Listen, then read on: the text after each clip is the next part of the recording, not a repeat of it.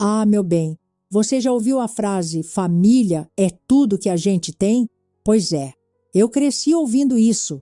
Cresci ouvindo e apanhando junto. Cresci aprendendo que amor, naquela casa, tinha gosto de medo, cheiro de suor e som de porta trancando. Porque meu irmão, aquele que minha mãe chamava de meu tesouro, só era calmo quando estava em cima de mim. E não é força de expressão não, viu? Agora escuta com atenção. Quem olhava de fora achava que éramos uma família como qualquer outra. Pai trabalhador, mãe dedicada, 2 filhos. Mas dentro daquela casa, eu era moeda de paz. O pagamento que eles faziam para manter o filho quieto. Vai lá, conversa com ele, distrai seu irmão. Minha mãe dizia baixinho, com aquele olho cheio de medo e um cigarro aceso no canto da boca. Distrai. Distrai como, dona Margarida? Eu me chamo Catarina Mendes, tenho 84 anos e sou de São Cepé, no interior do Rio Grande do Sul. Não é cidade grande, nem tem placa com nome, mas se tivesse, devia ser assim. Bem-vindo ao silêncio mais barulhento que você vai conhecer. Eu cresci numa casa pequena, simples, feita de madeira torta e promessas quebradas. Era eu, meu irmão mais velho, minha mãe e meu pai. 3 pessoas e meia, se quiser pensar assim, porque meu irmão, ele nunca foi inteiro. Desde pequeno, tinha uns ataques, umas manias, uns olhos que não combinavam com o resto do corpo. Enquanto os meninos da vizinhança corriam atrás de bola, ele gostava era de espreitar. Ficava atrás da porta, observando. De dia, calado, de noite, falante demais. Um jeito de falar que só eu ouvia, e um jeito de olhar que nenhuma criança devia ser olhada. Mas naquela casa, o que era esquisito virava poesia. Ele é só sensível, dizia a mãe, passando a mão na cabeça dele. Tem o coração bom, mas se aborrece fácil. E meu pai, sempre com o copo na mão e a coragem no ralo. Esse guri só é protetor. Vê a irmã como a coisa mais preciosa da vida dele. Ah, claro, meu bem, porque toda menina sonha em ser tratada como joia rara, trancada num baú, escondida de tudo e de todos. O engraçado, se é que dá para rir, é que ele era diferente até nos carinhos. Não era abraço de irmão, era aperto, era insistência, era olhar comprido demais, mão pousada onde não devia estar tanto tempo e perguntas que não se fazem para a irmã. Você falou com quem hoje? O que falou? O que contou para a professora? Ela encostou em você?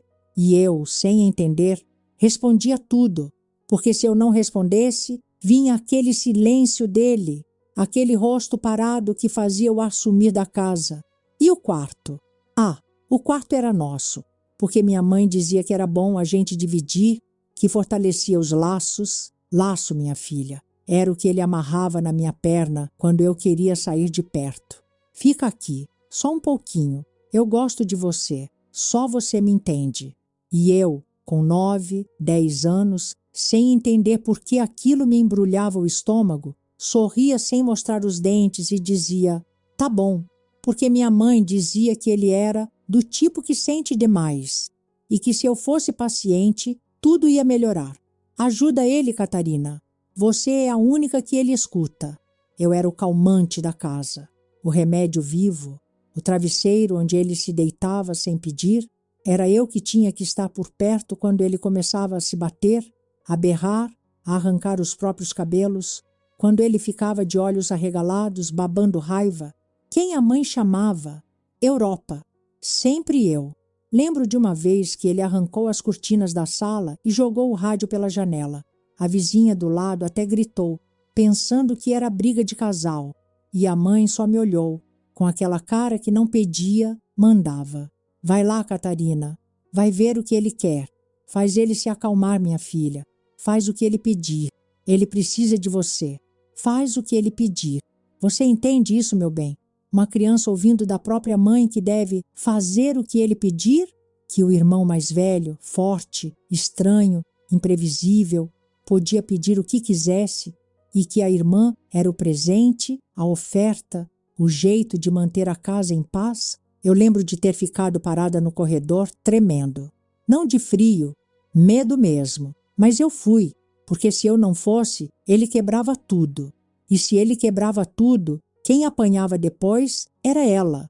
E quando ela apanhava, ela chorava olhando para mim como se dissesse: a culpa é sua por não ter feito direito.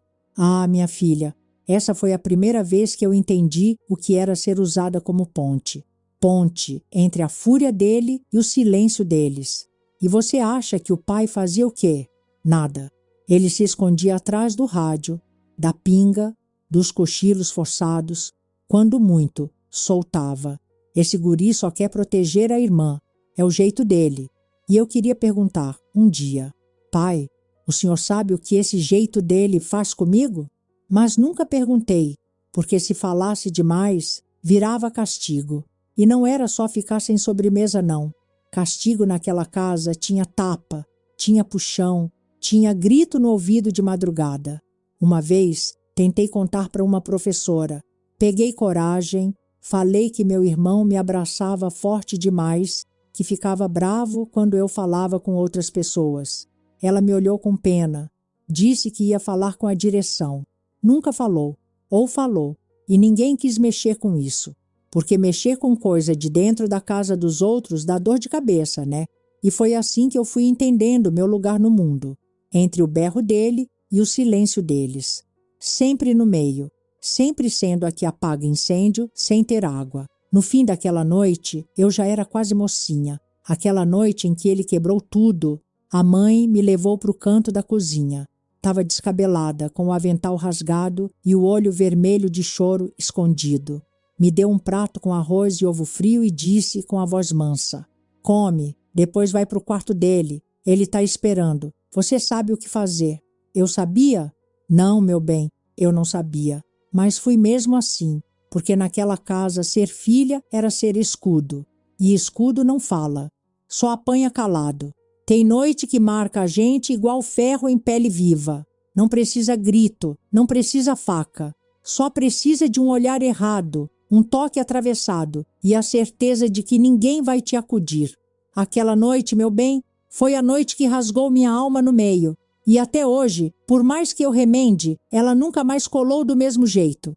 Vai lá, Catarina. Ele está se batendo de novo, dizendo que vai se matar. Você sabe como fazer ele parar. E empurrou a porta. Empurrou a porta e empurrou minha vida num abismo. No corredor, eu ouvia os socos secos na parede. O som de algo batendo, depois um silêncio esquisito. Quando entrei, ele estava no canto do quarto, murmurando as mesmas coisas de sempre, que a cabeça dele era um inferno, que ninguém o entendia, que só eu conseguia fazer os monstros dele calarem a boca. E eu, quase mocinha e um pijama que já nem me servia mais, fiquei parada, tentando não respirar alto, tentando não existir. Você me ouve, né, Catá? Só você me ouve. Ele veio devagar, mas os olhos já tinham ido embora fazia tempo. Tinha algo neles que não era de irmão, que não era de gente. Era fome, era desespero, era sei lá o quê. Chegou perto murmurando sobre as coisas dele, coisas que ninguém podia saber, que ele só dividia comigo. Aí deu um murro tão perto da minha cabeça que senti a parede tremer nas costas. Eu quis correr, mas as pernas travaram, e o medo fez meu corpo virar estátua. Comecei a chorar baixinho, mas ele não gostava de choro, nunca gostou.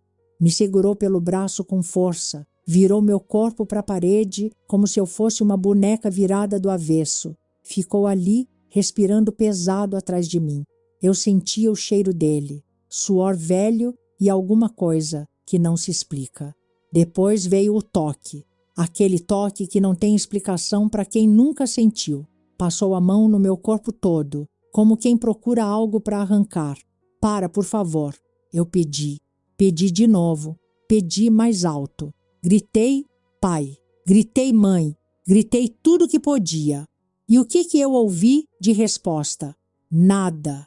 O silêncio foi a resposta mais alta que já recebi na vida. A casa inteira calada, como se todo mundo tivesse combinado de tapar os ouvidos, como se todo mundo soubesse e aceitasse.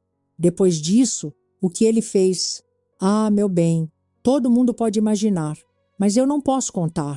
Não tenho coragem nem palavra limpa para isso. Só digo que, quando acabou, ele deitou na cama e dormiu. Simples assim, como se tivesse comido um prato cheio e estivesse satisfeito. Eu saí correndo. Descalça, trêmula. Me enfiei embaixo da mesa da cozinha. Ali, com as tábuas de madeira fria me arranhando o joelho, fiquei esperando alguém vir atrás, mas ninguém veio. A casa estava num silêncio assustador. Um silêncio que gritava. A gente sabia. O que escorria entre minhas pernas não era só sangue. Era infância indo embora. Era tudo que eu era se despregando de mim. Vermelho, quente, humilhante. E a única coisa que minha cabeça repetia, como um disco quebrado, era a frase da minha mãe. Faz o que ele quiser. Eu vomitei ali mesmo, embaixo da mesa. E chorei. Chorei até o corpo cansar, até a mente apagar. Dormir? Não. Aquilo não foi sono. Foi fuga. Se você chegou até aqui, já deixa seu like, minha filha. Porque abrir essa ferida custa. Me conta de onde você está ouvindo essa história. Porque ainda tem muita verdade que precisa sair. Você já tentou sorrir com a alma rasgada? Eu tentei. E olha, até que fui boa nisso. Porque no outro dia, lá estava eu, lavando a louça como se nada tivesse acontecido, com o avental da mãe amarrado na cintura e a cabeça rodando feito peão bêbado. Ninguém perguntou nada. Ninguém disse, dormiu bem, Catarina? E mesmo se perguntasse, eu ia responder que sim, né? Imagina só. Dormi sim, mãe. Só acordei com o corpo gritando e a alma no porão. Obrigada por perguntar. Ia ser um escândalo. E naquela casa, escândalo só era permitido se fosse feito pelo reizinho do quarto do fundo. Ele? Acordou rindo. Veio até a cozinha e pegou o pão como se nada. Piscou para mim. Piscou. Como quem diz, foi bom, né? A vontade era de enfiar a faca, de passar margarina no olho dele. Mas eu era menina. E faca na mão de menina só serve para descascar batata. Para matar, serve para eles. Sabe o mais engraçado? Eu comecei a achar que era loucura minha. Que talvez aquilo fosse normal. E eu é que era sensível demais.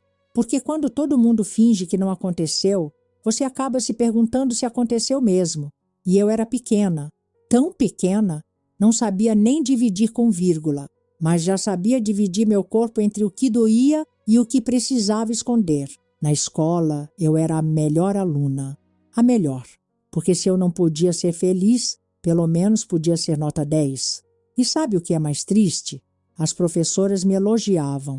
Diziam que eu era centrada, que era madura para a idade. Ah, se elas soubessem a maturidade que foi enfiada em mim à força. Os vizinhos? Vi uns cochichando quando passavam pela cerca. Diziam que meu irmão era nervoso, mas bom menino. E eu, a filha certinha, a menina que não dava trabalho. Claro, né?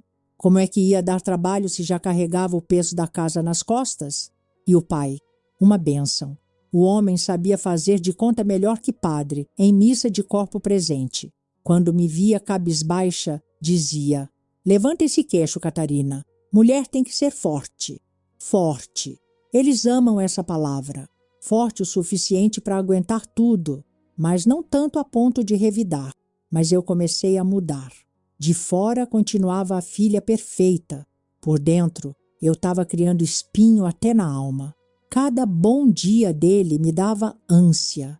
E quando a mãe mandava eu dar uma atenção para o teu irmão, coitado, tá tão instável, eu respondia com um já vou, que doía só de dizer.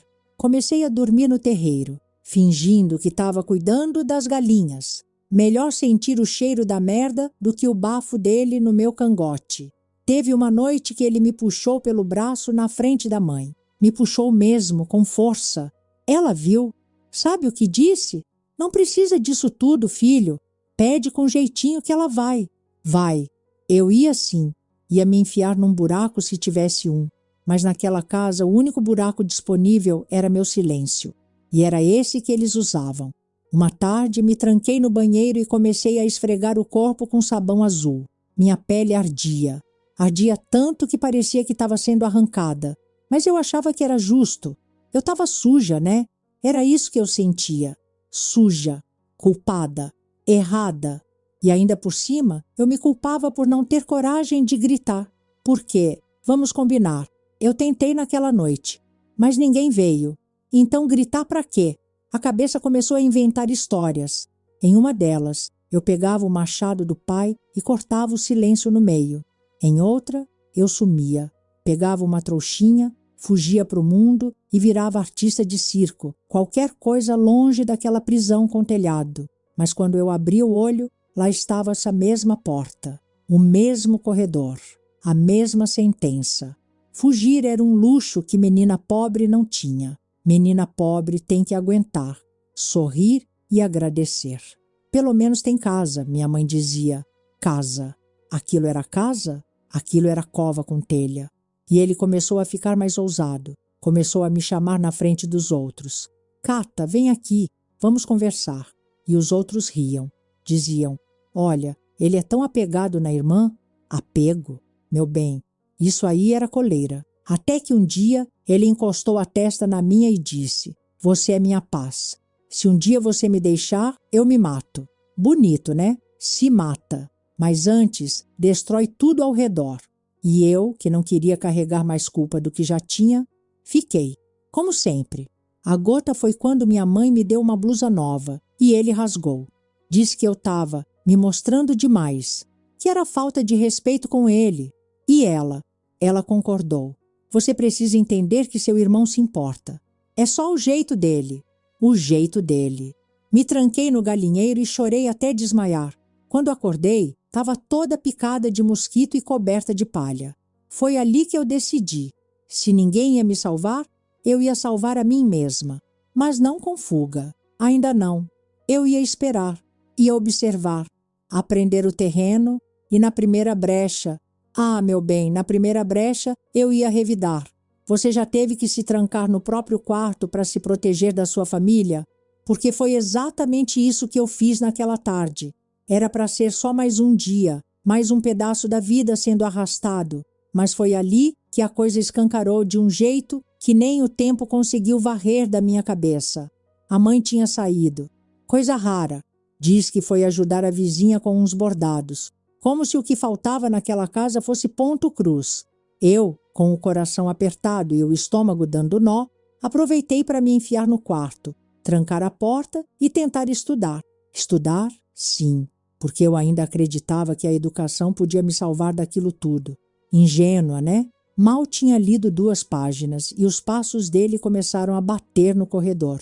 Primeiro devagar, depois mais rápido, aí veio a batida, a pancada. Ele queria entrar. Queria eu ali, disponível, pronta. Eu que só queria 5 minutos de paz. Abre essa porta, Catá. Só quero falar contigo.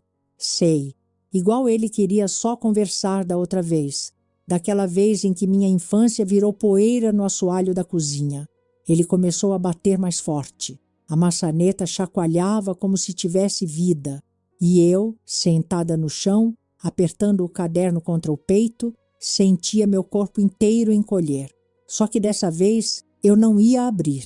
Dessa vez eu queria ver até onde ele ia. E foi aí que a voz que eu mais temia ecoou do lado de fora. A do meu pai. Abre essa porta, Catarina. Dá para o teu irmão o que ele está pedindo. É teu dever como irmã. Ele precisa. Tá nervoso. Precisa? Nervoso? Meu bem. E eu que tremia por dentro. Eu não precisava de nada, né? Era só o depósito emocional do filho surtado, o calmante com perna, o pano de chão para limpar as crises dele. Eu olhei para a janela. Não pensei 2 vezes. Enquanto meu pai gritava que ia arrombar a porta, eu empurrei a janela com o braço, me apoiei no parapeito e pulei. Nem lembro como não quebrei nada. Só lembro do cheiro da terra batida, do vento frio no rosto e da árvore do fundo me chamando feito uma mãe de verdade. Me escondi atrás dela, segurando o choro. A árvore sabia mais da minha dor do que qualquer ser humano daquela casa.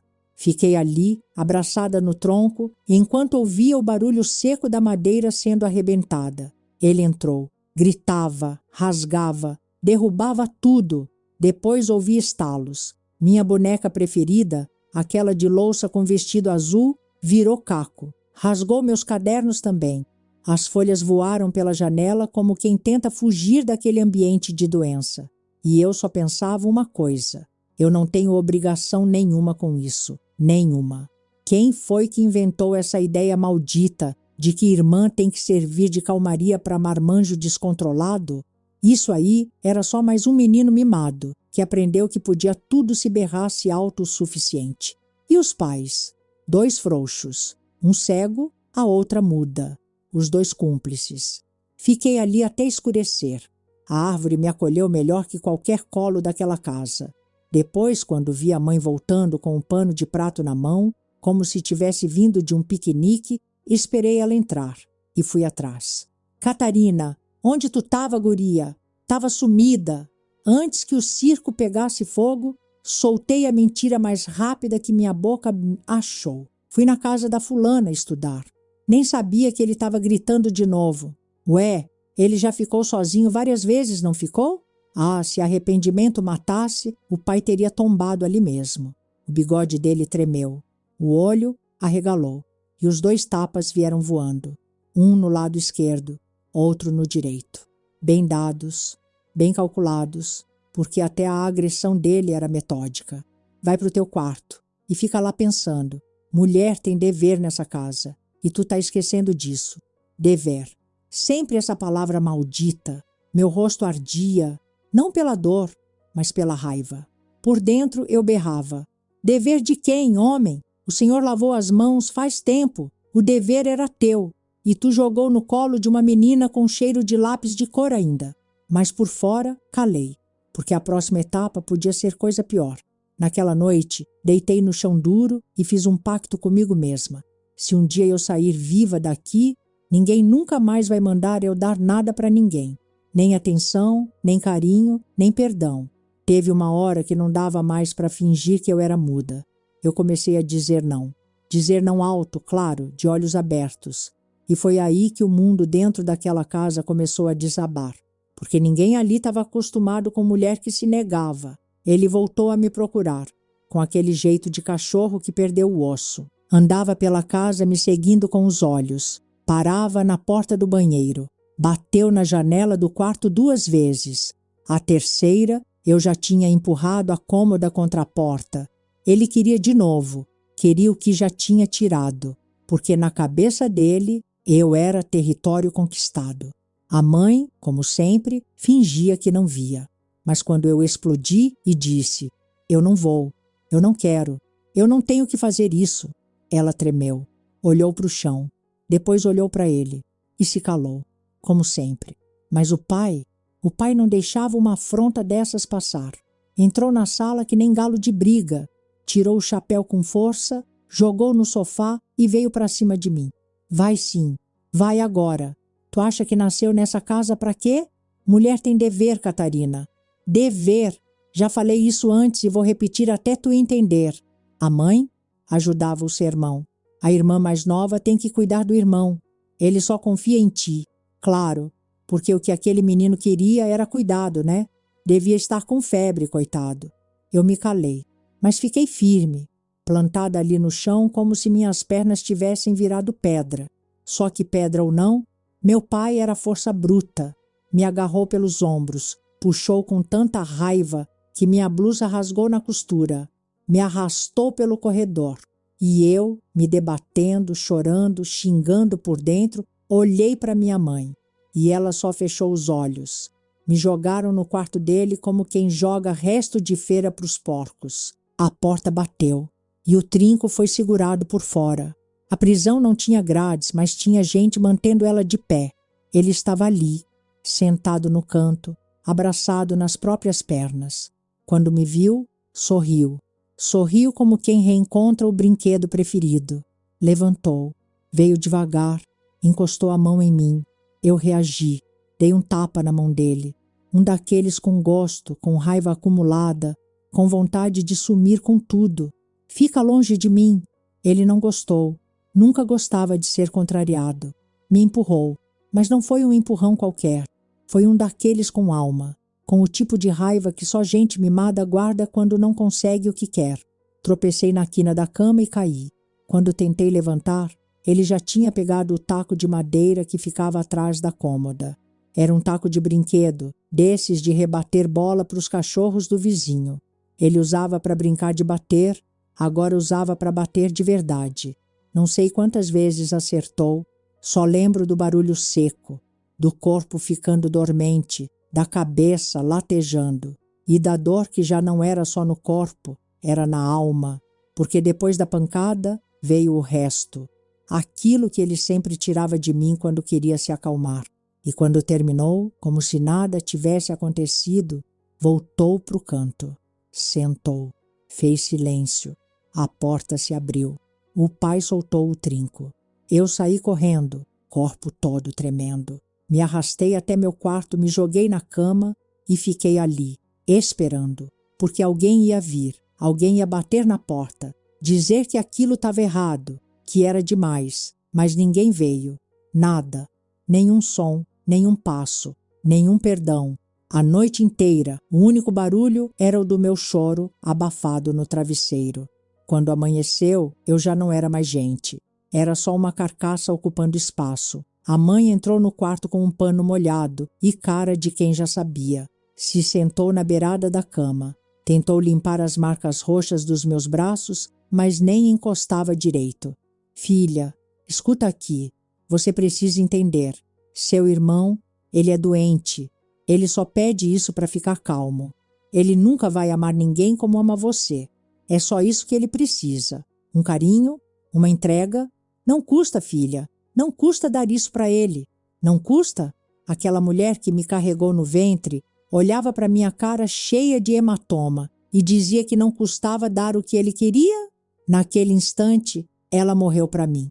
O pai já tinha morrido na noite anterior. Eu enterrei os dois. Não teve caixão, nem vela. Só um silêncio tão frio que até hoje eu carrego no osso. Se você me acompanhou até aqui, deixa teu like, meu bem. Cada curtida é como um tijolinho a menos nesse túmulo que tentaram me empurrar viva. Me conta de onde você está ouvindo, porque o grito que me calaram ainda ecoa. Depois que a mãe me disse, com a maior tranquilidade do mundo, que não custava dar o que ele queria, eu não chorei. Nem gritei, nem joguei as coisas pela janela como eu merecia. Não, eu só sorri, um sorriso torto, desses que nascem quando a dor vira raiva e a raiva vira certeza. Ou eu sumia, ou virava bicho.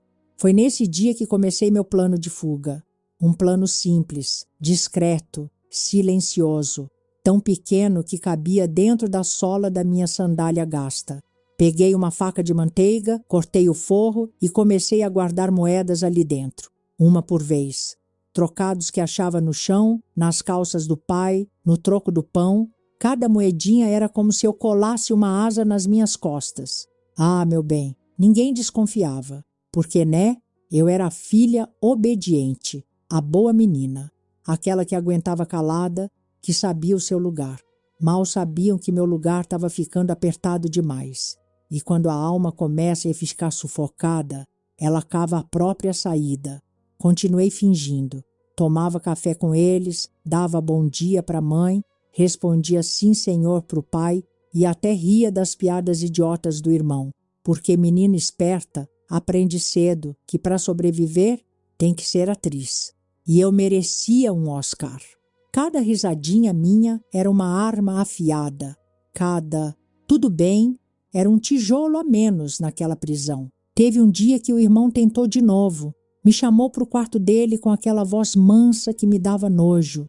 Disse que estava se sentindo sozinho, que precisava de mim. Eu sorri, olhei no fundo dos olhos dele e disse: hoje não, tô com cólica. Ele fez bico, fez birra, mas não forçou. Estava funcionando. O teatro, a calma fingida, a voz doce envenenada. A mãe até comentou com a vizinha que eu estava mais tranquila, que talvez eu tivesse entendido meu papel na família. Ah, claro, porque o papel de filha, naquela casa, vinha com cláusula de silêncio e um rodapé escrito em sangue. Enquanto isso, eu juntava, escondia, observava. Sabia que não podia contar com ninguém, nem com vizinha fofoqueira, nem com professora distraída, nem com parente que aparecia uma vez por ano só para dizer que eu estava crescendo tão bonita. Bonita para quê? Para ser troféu de abuso dentro da própria casa? Tomei coragem de ir até a vendinha e perguntar, disfarçadamente, quanto custava uma passagem para o povoado vizinho. Disse que era para mandar um dinheiro para a tia. O moço riu e falou o valor. Eu já tinha quase metade escondido na sandália. A outra metade eu ia conseguir nem que fosse catando tampinha de refrigerante na rua. Enquanto isso, o pai ficava mais irritado. Dizia que eu estava arredia, que eu estava virando mocinha fresca e que isso era perigoso. Mulher fresca naquela casa era sinônimo de problema. Ele queria que eu voltasse a ser aquela menina calada, a que obedecia até o sussurro. Mas eu já estava com gosto de liberdade na boca e não tinha volta. Comecei a sair mais cedo para o mercado. Me oferecia para buscar leite, pão, jornal, qualquer coisa que me tirasse de perto deles. Cada saída era um ensaio para a fuga real. Cada passo fora daquele portão era uma pequena vitória. Uma vez, o irmão veio atrás de mim na estrada. Tentei correr. Ele me segurou pelo braço e perguntou com voz chorosa: "Tu vai me deixar, Catá?" Eu respondi que não, que nunca, que eu era dele. Tudo mentira, claro, mas precisava manter o teatro. Mais uns dias e eu teria tudo. Mais umas moedas, mais um saco de coragem. Foi numa noite abafada, daquelas que o ar parece grosso. Eu estava dormindo com a alma exausta, sonhando que estava longe, num lugar onde ninguém me chamava de remédio, até que ouvi a maçaneta, aquela rotação lenta que gelava até os ossos. Ele entrou devagar, como quem visita um túmulo.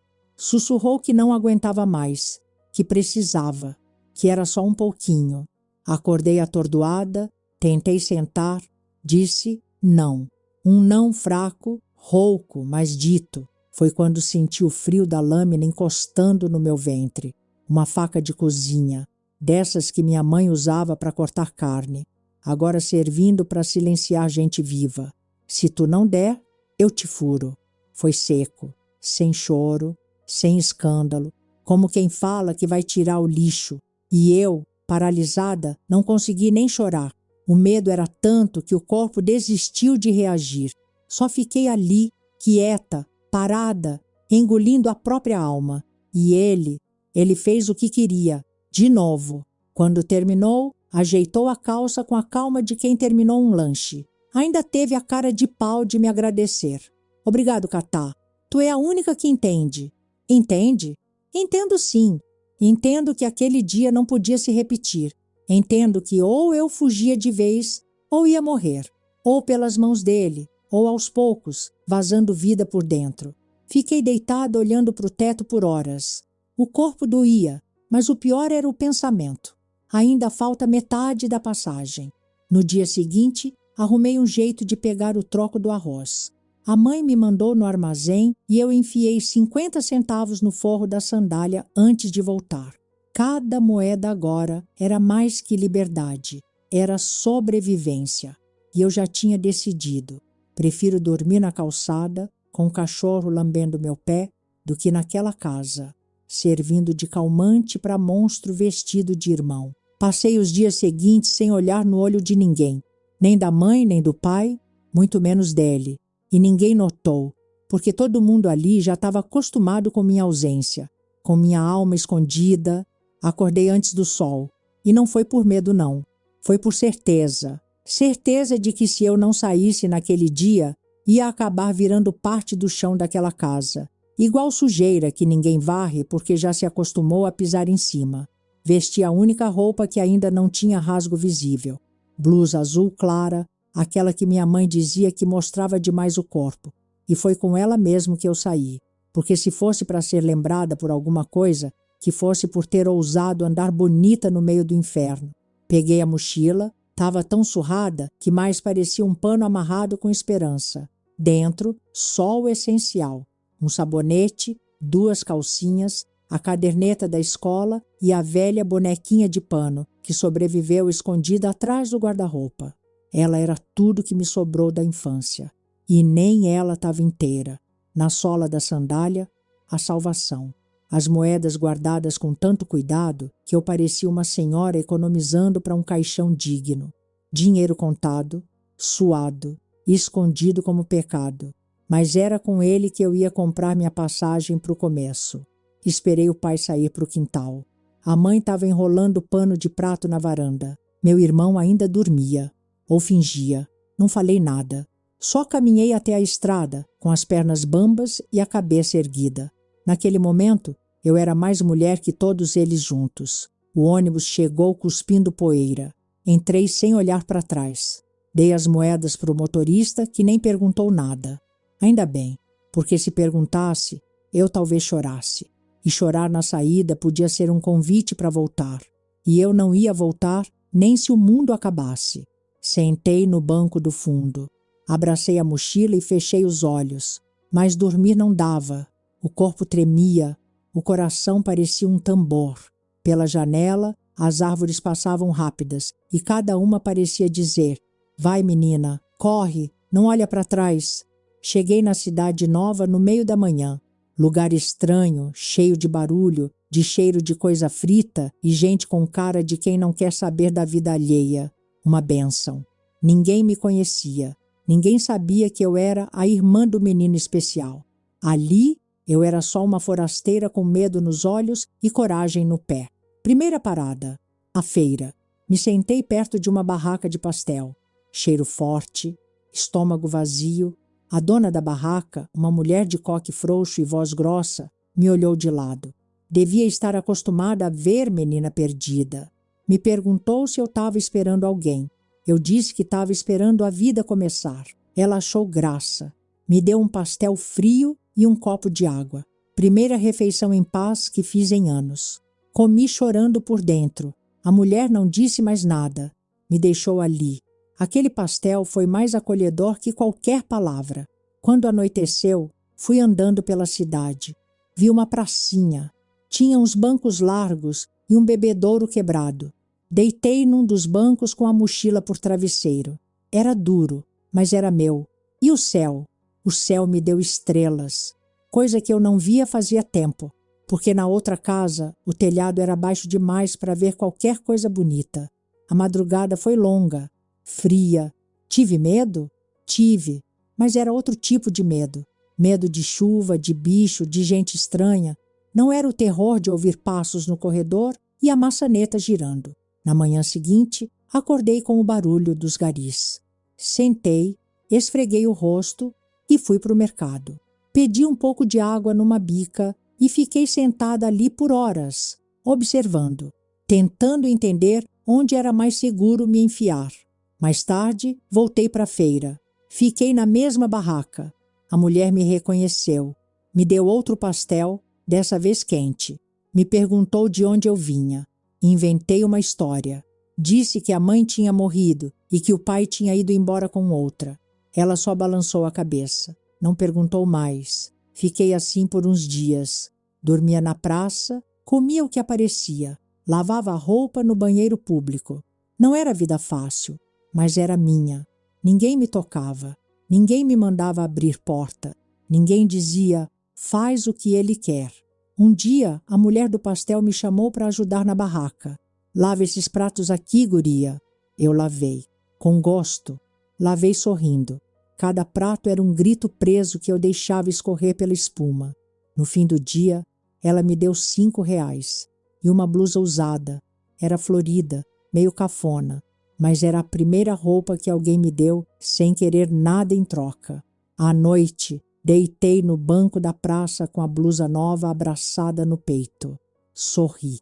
Pela primeira vez em anos, sorri de verdade, porque ali, naquela cidade onde ninguém sabia meu nome, eu estava começando a existir. Ninguém me avisou que liberdade vinha com dor nas costas. Dormir em banco de praça é romântico só em filme. Na vida real, é travesseiro de madeira e cobertor de jornal. Mas olha, eu sorria, porque acordar no frio, com as costas tortas, ainda era melhor que acordar com a faca na barriga e o peso do mundo nas pernas. A mulher da barraca de pastel, que só depois fui descobrir que se chamava Lourdes, virou uma espécie de madrinha. das brutas, das que não perguntam demais. Ela me dizia: lava, seca, varre, não encosta nos clientes e não inventa moda. Eu obedecia. Lavava a panela que parecia que nunca tinha visto água. Esfregava chão com escova de dente, se precisasse, porque cada migalha de dignidade era lucro para quem cresceu, engolindo desgraça. Uns dias depois, ela me chamou num canto. Disse que conhecia uma mulher que alugava quartinho nos fundos da casa dela. Barato, simples, mas com tranca. E, meu bem, quando ela falou a palavra tranca, eu quase chorei. Porque ninguém entende o valor de uma tranca até ter passado uma vida trancada do lado errado da porta. Fui lá. A tal casa era feia, meio torta, com cheiro de mofo e roupa velha. A dona, uma senhora magra com voz de cigarro, me olhou de cima a baixo e perguntou: é para fugir de quem? Eu sorri com os olhos. Respondi: de mim mesma. Ela não perguntou mais nada. Disse que cobrava por semana. Pagava adiantado e não levava homem para o quarto. Nem bicho, nem filho, nem barulho depois das 9. Topei. Quando ela me entregou a chave, eu segurei como se fosse ouro. Chave de ferro, enferrujada, mas pesada de valor. Abri a porta. Entrei. E ali, naquele cubículo com cama de cimento, colchão de espuma furada e um gancho na parede, eu fui feliz. Fechei a porta. Tranquei 2 vezes, encostei na parede e respirei fundo. Pela primeira vez em muitos anos, eu tinha onde cair. E cair sem medo. Com o quartinho garantido, fui firme no trabalho. Lourdes me pagava por dia. Não era muito, mas dava para comer e juntar umas moedinhas. Ela me ensinou uns truques. Como fritar pastel sem espirrar óleo, como enganar cliente chato com simpatia falsa e como segurar o troco com cara de quem está fazendo favor. Coisas de mulher que já apanhou da vida e aprendeu a bater de volta com um sorriso nos dentes. Comecei a reparar mais nas pessoas, na rua, na feira, no mercado. E, sinceramente, a humanidade me decepcionava menos ali, porque gente estranha me tratava melhor do que quem dividiu o teto comigo por anos. O padeiro me chamava de moça, o rapaz da banca me dava bom dia, até o cobrador do ônibus me ofereceu bala uma vez. Claro, nem tudo era flor. Um ou outro homem tentava ser simpático demais. Aquele olhar de, ela está sozinha, deve estar fácil. Mas bastava eu olhar de volta com aquele sorriso sem alma que aprendi com a vida, que recuavam. Porque quem já foi usada como calmante sabe mostrar os dentes. Teve um dia que vi uma menina chorando na calçada, devia ter uns 7 anos, toda suja, sozinha. Sentei do lado, ofereci um pão que tinha comprado na promoção. Ela me olhou desconfiada, mas pegou. Me deu um obrigada baixinho e ali eu entendi. Meu trauma tinha nome, cheiro e forma. E agora eu podia fazer o contrário. Mesmo sem ter muito, eu tinha sobrado um pouco de humanidade. Nas noites mais frias, eu me enrolava com o cobertor rasgado e lembrava da antiga casa. Não de saudade, mas de alerta. Como quem lembra de onde veio para não se distrair e acabar voltando. Porque todo sobrevivente tem medo de relaxar, medo de que, no momento em que abaixar a guarda, alguém apareça com um "é teu dever", de novo. E eu não devia mais nada para ninguém. Não demorou muito e o burburinho chegou. Naquela cidadezinha onde o pastel era bom e o povo só se metia onde não devia, o boato já rodava feito folha em vendaval. Uma menina tinha fugido de casa. Os pais estavam oferecendo recompensa para quem devolvesse. Falavam com aquele tom de coitadismo que só gente cínica domina. O irmão é especial, tadinho. Chora dia e noite chamando por ela. Foi Dona Lourdes que trouxe a fofoca. Chegou bufando com a sacola de legumes no braço e a língua mais afiada que faca de açougueiro. Tão dizendo que a guria é daqui de perto, que estava andando pela feira. E eu não sou burra, né? Tá na cara que estão falando de ti, Catarina. Travei. A mão tremia. O coração parecia querer pular pela boca e fugir sozinho. Mas mentir para Lourdes? Ah, isso eu não fazia. Não depois do que ela fez por mim. É, Dona Lourdes.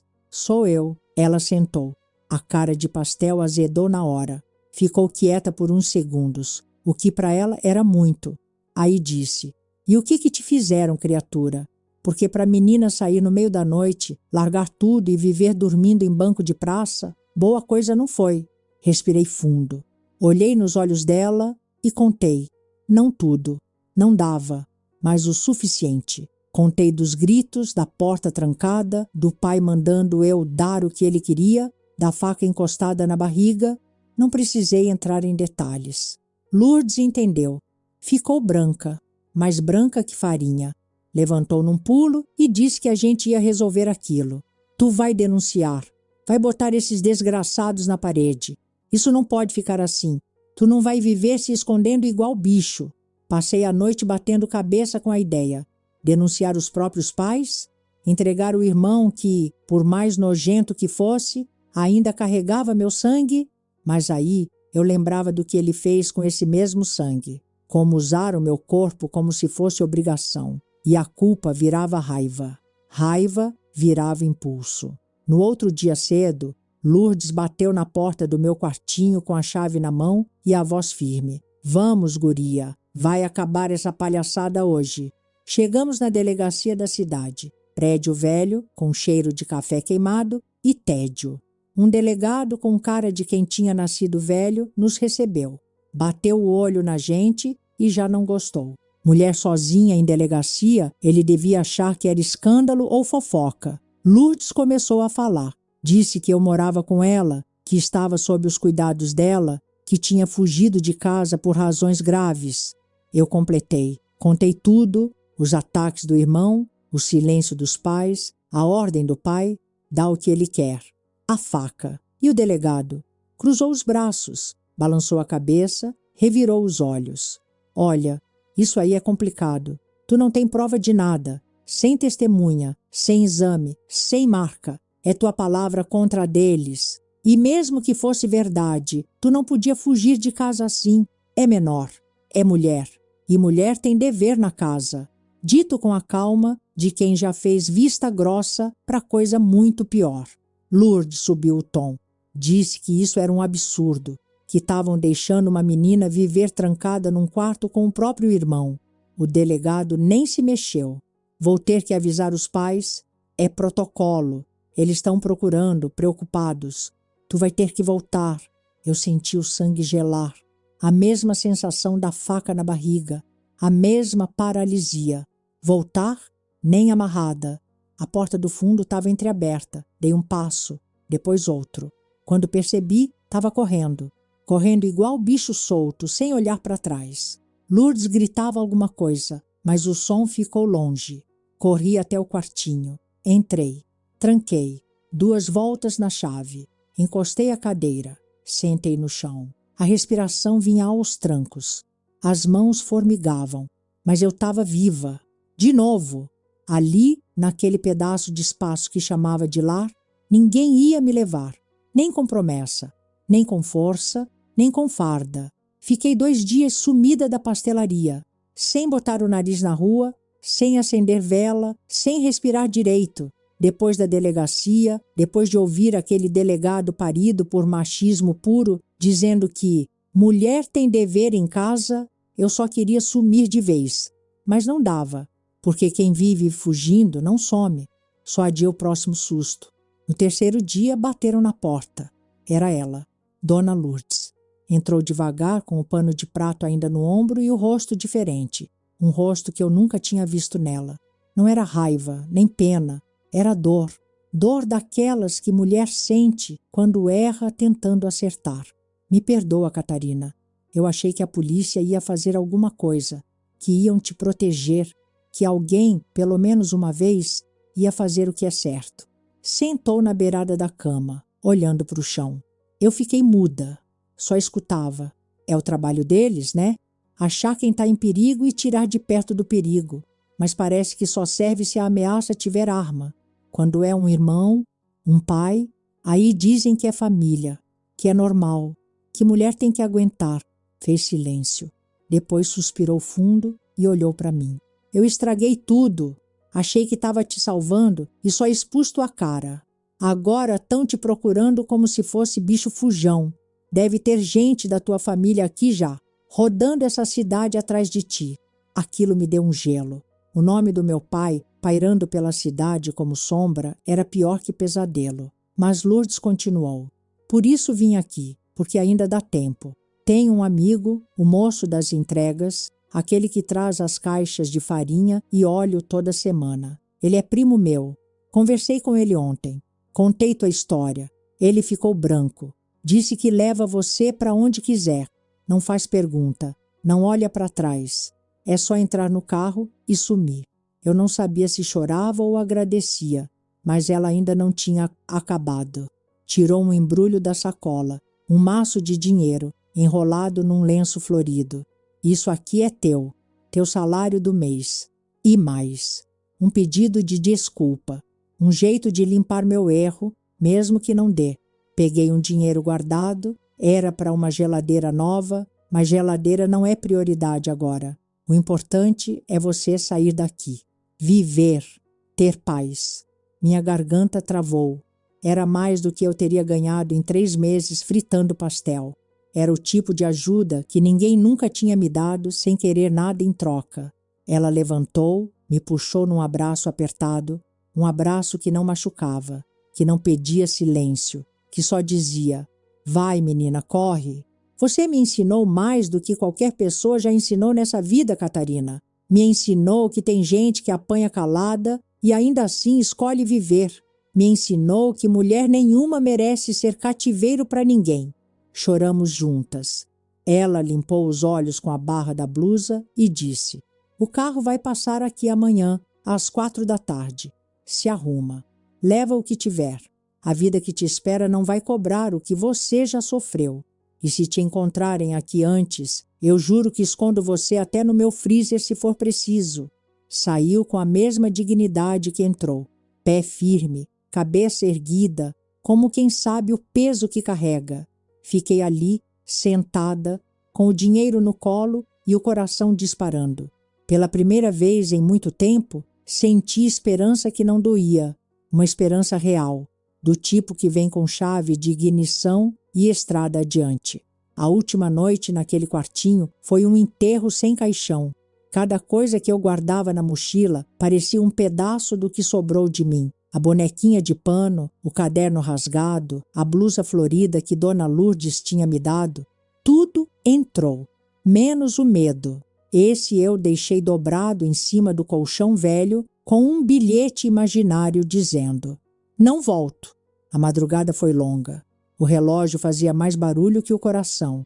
Sentei no chão, abracei os joelhos e fiquei olhando para a parede como quem olha para frente. A parede não prometia nada, mas também não me mandava obedecer homem nenhum. Já era um avanço.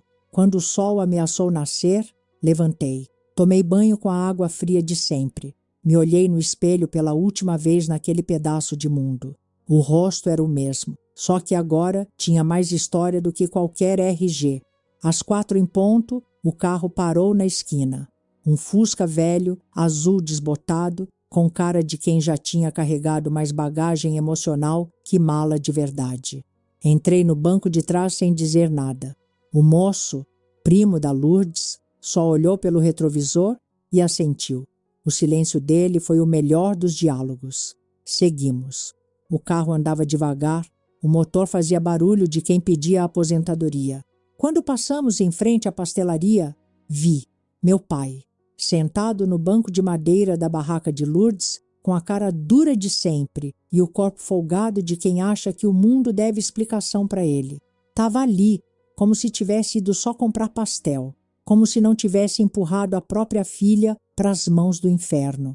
Meu estômago virou. O coração bateu tão forte que parecia querer abrir a porta e fugir antes de mim. As lágrimas caíram sem pedir licença. Encharcaram a mochila, o colo, tudo. O motorista notou. É ele, né? Eu só consegui dizer: é meu pai. Ele apertou o acelerador.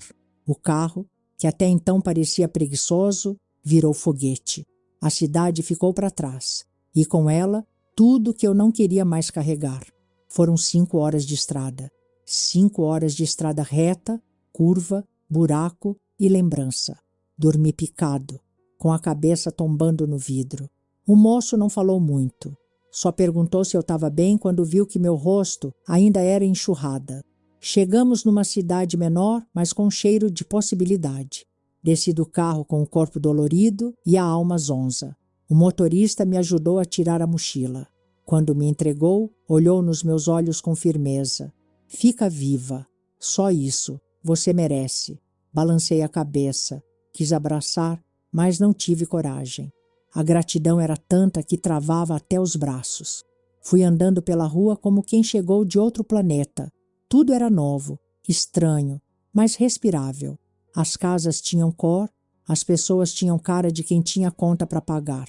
Não filho para esconder em porão emocional. Primeira missão, arrumar lugar para dormir. Perguntei num armarinho, indicaram uma pensão velha atrás da praça. Fui lá. A senhora que atendia nem perguntou nada. Disse que o quarto era simples, barato, com cama e tranca. Tranca. A palavra mágica. Paguei o mês adiantado com o dinheiro que Lourdes me deu. Entrei no quarto, joguei a mochila na cama e respirei. Era feio? Era. Cheirava mofo? Também.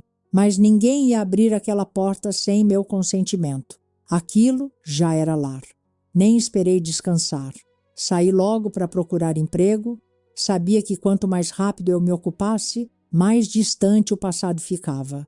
Bati em porta de padaria, restaurante, loja de tecido.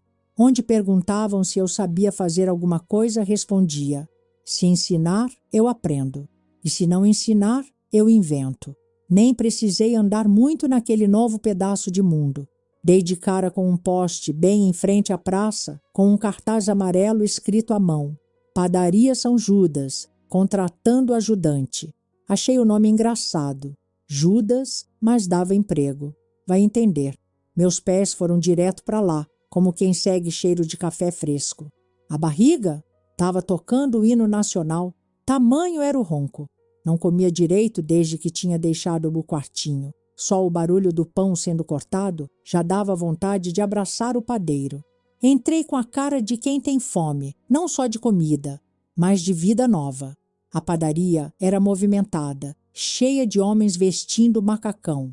Devia ter alguma oficina, depósito ou empresa por perto. Eles tomavam café com leite em copo de vidro e falavam alto, como se o mundo fosse surdo. Fui direto para o balcão. O atendente era um rapaz bonito, com sorriso largo e jeito de quem não nasceu babaca. A barriga roncou de novo. Primeiro a comida, depois o pedido de emprego, pensei. Comprei um pão de queijo e um copo de café preto. Sentei num cantinho e fui devorando com vontade. Mal dei a segunda mordida, 2 trogloditas resolveram que eu era cardápio. E aí, princesa? Quer um leite quente? Gostosa assim nem precisa de pão. Continuei calada, fingindo que não era comigo. Mas um deles levantou e veio na minha direção com aquele olhar de cachorro sem vergonha. Já estava me preparando para correr, levantar da cadeira ou jogar o pão de queijo na cara dele, quando... Ei! A voz do balcão cortou o ar como faca quente em manteiga. O moço bonito atravessou a padaria em 3 passos. Se enfiou entre mim e o animal enrustido de homem. Aqui não. Nessa padaria, homem que desrespeita a mulher não pisa mais. O silêncio caiu. Até o barulho da xícara batendo no pires parou.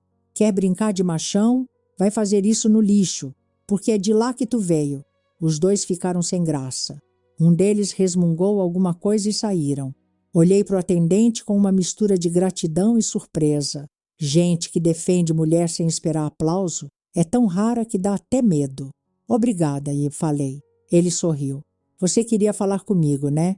Vi que estava olhando o cartaz ali fora. Assenti. Engoli o resto do café e disse: vim saber da vaga. Não sei fazer pão, mas frito pastel melhor que muita tia da feira. Aprendo rápido. Ele arqueou a sobrancelha. Curioso. Você não é daqui, né? Neguei. Cheguei hoje. Vim de um lugar que tem mais fama de tragédia que de cidade. Ele não perguntou mais. Só olhou para mim com aquele jeito de quem entendeu mais do que foi dito. Pode começar amanhã, 7 da manhã. Traz avental se tiver. Se não tiver, eu arrumo. Sorri. O sorriso mais verdadeiro que dei desde que pisei no mundo de novo. Voltei para a pensão com o coração leve. A mochila parecia mais leve também, embora eu soubesse que ela ainda carregava fantasmas. No outro dia, lá estava eu, de avental emprestado, cabelo preso, olho firme, a massa grudava na mão, o forno esquentava até o couro do braço, mas eu estava lá, aprendendo o que ninguém me ensinou, que eu podia ter um lugar, mesmo que pequeno, e que podia começar de novo, mesmo depois de ter sido tratada como fim. Um moço bonito me ensinava as coisas com paciência, mostrava como modelar o pão, onde guardar as assadeiras, como usar a balança, e não encostava, não olhava atravessado, só ensinava como deve ser. E ali, naquela padaria cheirando a fermento e café, comecei a viver, comecei a construir a vida que tinham tentado arrancar de mim com as unhas. Se você chegou até aqui, meu bem, deixa teu like. Cada curtida é como um pão quentinho saindo do forno dessa história. E me conta de onde você está ouvindo, porque agora essa velha aqui finalmente tem um nome, um emprego e paz.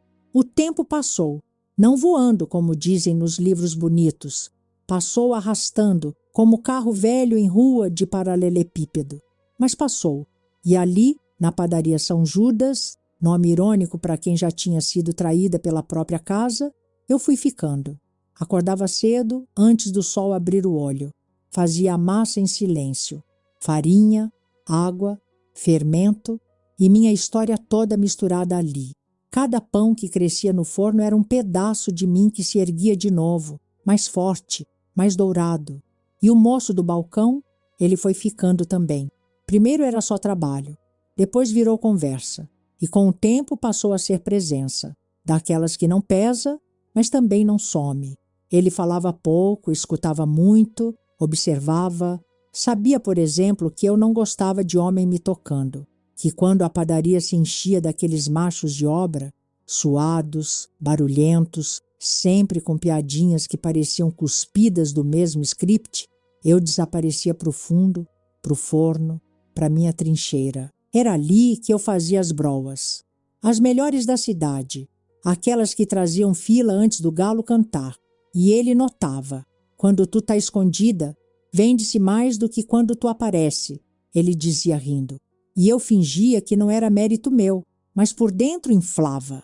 Ele me respeitava, não como quem tem medo, como quem entende. Quando fechávamos a padaria, ele me oferecia carona. Eu negava, preferia caminhar. Então ele passou a me acompanhar a pé. Não perguntava, só vinha. Falávamos sobre o dia, sobre o tempo, sobre as broas, nunca sobre o que eu era antes. E isso, meu bem, isso me fazia confiar. Contava das irmãs, do irmão pequeno que morava com uma tia, dos pais que morreram cedo demais.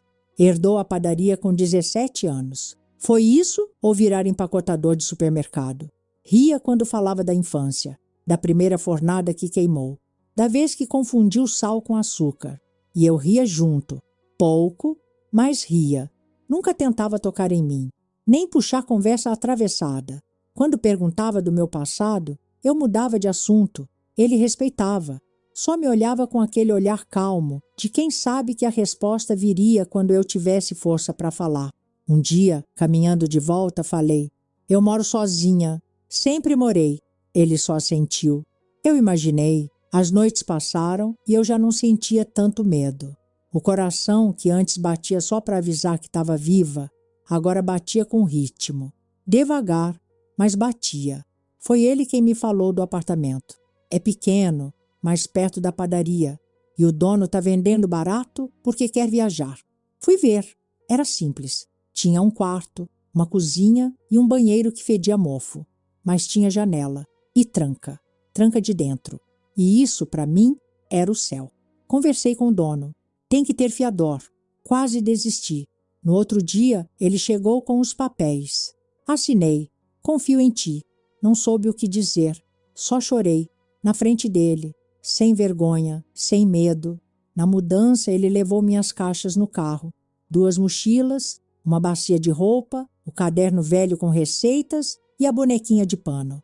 Me ajudou a colocar tudo no chão do novo AP. Me olhou e disse: agora é teu, começa aqui. Fui até a cozinha e puxei uma assadeira. Fiz uns bolinhos, receita nova, pro batismo da casa. Ele mordeu um, depois outro. Arregalou os olhos. Tu tem um dom, Catarina.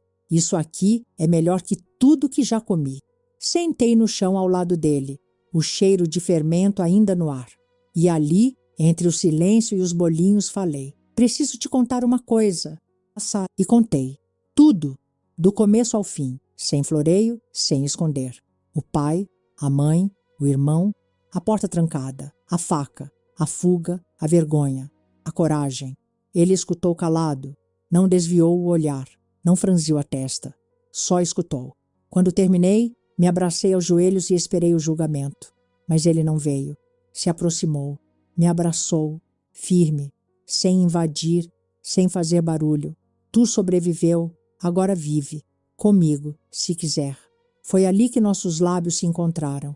Não como prêmio, não como troféu, mas como alívio, como respiro depois do mergulho mais fundo da vida. Naquela noite não teve cama. Dormimos no chão, com almofadas e bolinhos, com esperança. E pela primeira vez eu não tive medo de acordar. Se você me perguntasse hoje se eu sou feliz, eu diria que sim. Mas não esse sim bobo que a gente vê nas novelas, com risadinha de canto de boca e musiquinha de fundo. É um sim suado, com cicatriz por dentro e gratidão nos olhos. Um sim de quem foi rasgada, costurada e ainda assim teve coragem de costurar os outros. Hoje, com 84 anos bem vividos e mais bem sofridos ainda, eu posso dizer com toda a boca que sou uma mulher completa, porque me fiz sozinha, com as mãos na massa, literal e emocionalmente. O passado, esse traste, ainda me visita de vez em quando, mas agora ele bate na porta, e eu só abro se quiser. Casei com o moço da padaria, aquele que me viu quando eu ainda era sombra, aquele que teve paciência de me deixar ser mulher sem pressa, sem peso, sem cobrança. Casamos sem pompa. Um sábado qualquer, aliança comprada em banca de ouro falso, vestido emprestado da vizinha, foi o dia mais bonito da minha vida.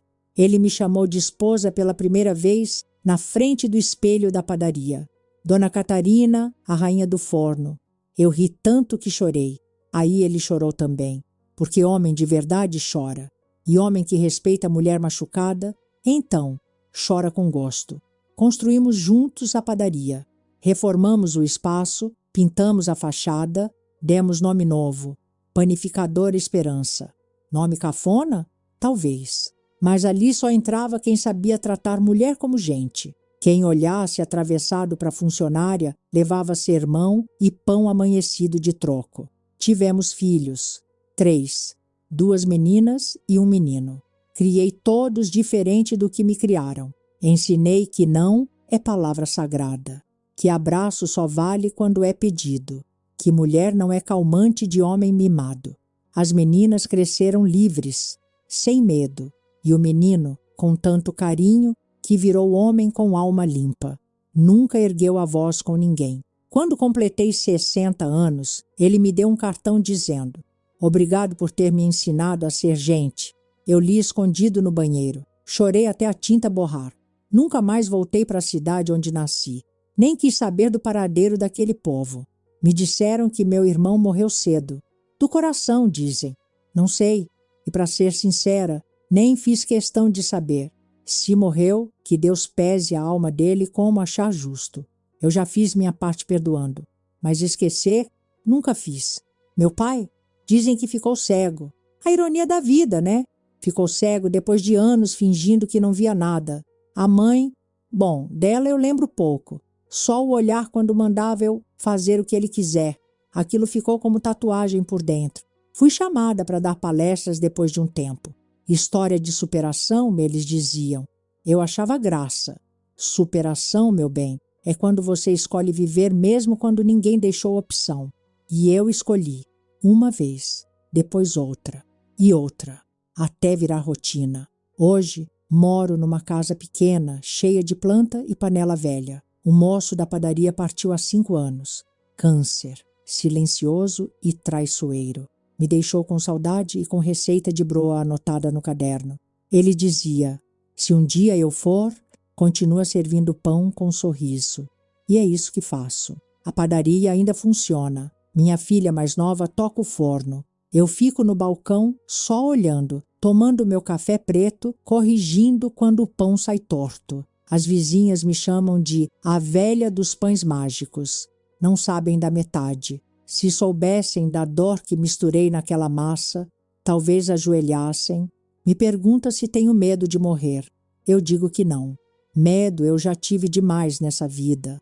Agora só tenho vontade. Vontade de viver até onde der, de contar essa história para quem quiser ouvir, para que nenhuma menina aceite ser chamada de exagerada quando disser ele me assusta, para que nenhuma mulher precise fugir para ser livre. Se você me ouviu até aqui, obrigada. Obrigada por segurar minha mão nessa estrada feita de migalhas e coragem. E se puder, compartilhe essa história com outra mulher. Às vezes, é numa história assim que ela encontra a força que estava perdida no próprio silêncio. Me diz de onde você está ouvindo. E se você também já escolheu viver, deixa teu like. Porque hoje eu sou só Catarina, ex-fugitiva, ex-escrava de silêncio. E agora, senhora da minha própria vida. E é isso, meu bem. A história termina aqui, mas eu sigo. Entre fornadas, café quente e liberdade.